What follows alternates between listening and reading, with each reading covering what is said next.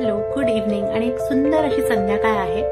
आज दिवसभर खूप ऊन होतं, अगदी उघडलेलं होतं वातावरण आणि अचानक 4च्या सुमारास जो धूम पाऊस पडला आहे, काय सांगू मी तुम्हाला। अक्षरशः ढगफुटीसारखा पाऊस पडला आहे आणि जर असा सुंदर पाऊस असेल तर अचानक असा एक विचार आला की भटकंती अजून काय। मन थोडं प्रसन्न होत होतं आणि मी लवकर ठरवलं पटकन कपडे बदलायचे आणि फिरायला जायचं। आणि माझ्या मते या अशा वातावरणात फिरण्यासारखं दुसरं सुख नाही।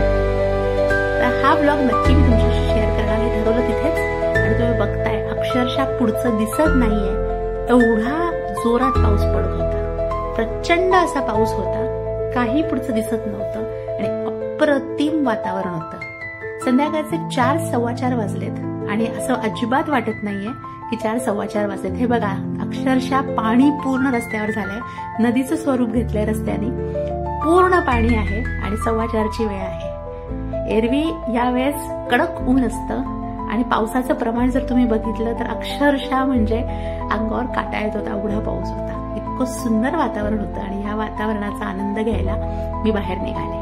आता बाहेर निघाले तर कुठं निघायचं आणि कुठे जायचं हे विचार करायची गरजच नाही, जिथे वाटेल तिथे फिरायचं, गाडीने फिरत राहायचं। मला वैयक्तिक फिरायला प्रचंड आवडतं, ट्रॅव्हलिंग हे माझं पॅशन आहे, कुकिंग हेही माझं पॅशन आहे। त्यामुळे अशा वातावरणात घरी बसणं हे ह्याच्यासारखं दुःख दुसरं नाही। त्यामुळे मी ठरवलं की चला पटकन आवरायचं आणि फिरायला निघायचं। तुम्ही बघताय रस्त्यावर खूप कमी गाड्या आहेत, कारण ही दुपारची वेळ होती, 4:15 म्हणजे दुपारचीच वेळ, हडली काही वाहनं होती, पण एवढा पाऊस पडत होता की अजिबात पुढचं दिसत नव्हतं। आता कुठे जायचं हे ठरवलं आणि पंढरपूरच्या रस्त्याला आम्ही निघालो।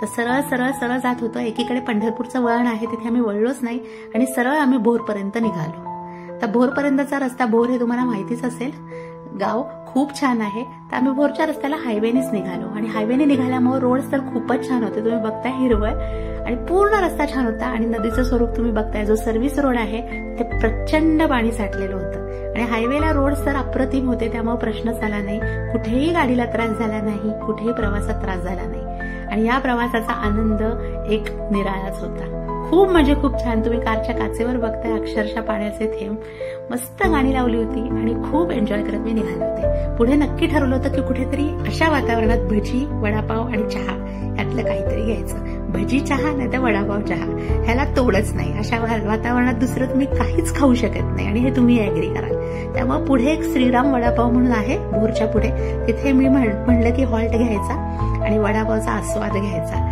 तर इतकं सुंदर वातावरण होतं आणि अचानक असा पाऊस पडला, म्हणजे अगदी दुपारचं ऊन होतं आणि त्याच्यानंतर अचानक जो पाऊस सुरू झाला त्याने धूम ठोकला। काही लोक टू व्हीलरवर अगदी पूर्णपणे तुडुंब भिजत अशी चाललेली होती आणि काही लोक कारमध्ये होती। शेजारने आपल्या जर कार गेली तर पूर्ण आंघोळ केल्यासारखं पाणी उडत होतं अक्षरशः। कारचा काचा बंद असल्याने आम्हाला तर तसं काही वाटलं नाही, पण कारवर पूर्ण एकामेकाच्या कारवर अक्षरशः शर्यत असल्यासारखं पाणी उडत होतं, कारण पर्यायच नव्हता। आणि आता इथे अजूनच पाऊस वाढलेला होता, विजा कडकडत होता, थोडी भीती वाटत होती, अचानक विजा कडकडत होत्या आणि एकदम असं पोटात गोळा येतो, कारण एवढी आपल्याला म्हणजे त्याची सवय नसते, विजा कडकडणं हे काय रेग्युलर नाहीये, त्यामुळे एवढं भीती वाटत होती पण मजाही येत होती। तर 4:15 साडेचारच्या वातावरणात आम्ही जे निघालो ते ठरवलं आज 7 पर्यंत तरी घरी जायचं नाही आणि आम्ही असंच चाललो होतो। पुष्कळ पुढे गेलो आम्ही, जवळपास 50 किलोमीटर पुढे गेलो आणि छान असं वातावरण होतं। तर म्हणलं हे पटकन तुमच्या बरोबर शेअर करावं। तर तुम्ही बघताय हायवेला पाणी पूर्ण रस्त्यावर, एकही असा थोडाही हे नाहीये की ओला नाहीये, पूर्ण रस्ता तुडुंब पाण्याने भरलेला आहे आणि टू व्हीलरवाले बिचारे गाड्यांच्या अधून मधून वाचत असे निघालेले होते। असा एक सुंदर आजचा दिवस होता। सकाळपासून काहीही प्लॅनिंग नव्हतं, कधीच ठरवलेलं नव्हतं की आज फिरायचं, रोजचं रुटीन मी केलेलं होतं। आणि हे बघा, इथे जसं भोरच्या साईडला आम्ही आलो, थोडासा पाऊस ओसरलेला होता, थोडंसं क्लिअर होतं भोरच्या साईडचं वातावरण, इथे पाऊस ऑलरेडी पडून गेला होता त्यामुळे। तर इथे थोडंसं एकदम क्लिअर दिसतंय, लगेच कळून येतंय की पाऊस थोडासा थांबलेला आहे। अशी एक सुंदर संध्याकाळी होती। आता म्हणलं पटकन श्रीराम वडापाववाला आलेला आहे, तिथे एक हॉल्ट घ्यावा असं मी ठरवलेलं होतं। तर हॉल्ट आम्ही घेतला, वडापाव खाल्ला, चहा प्यालो, तिथे गर्दी असल्याने मला शूट करता आलं नाही व्लॉग आणि लगेच परत आम्ही निघालो पुढे. आता हा परतीचा प्रवास नाहीये, आम्ही पुढेच निघालो परत. म्हटलं अजून थोडंसं पुढे जायचं, कारण घरी जायचं अजिबात अशा वातावरणात मन होत नव्हतं. आणि तुम्ही नक्की अॅग्री कराल या गोष्टीला की अशा वातावरणात असं वाटतं फिरतच राहावं. तर असा एक आजचा माझा छान असा दिवस गेलेला आहे. अगदी अनप्लॅन्ड दिवस म्हणू आपण. एकदम अचानक असं वातावरण पडलं आणि अचानकच मी फिरायला निघाले आणि it was a very very nice journey.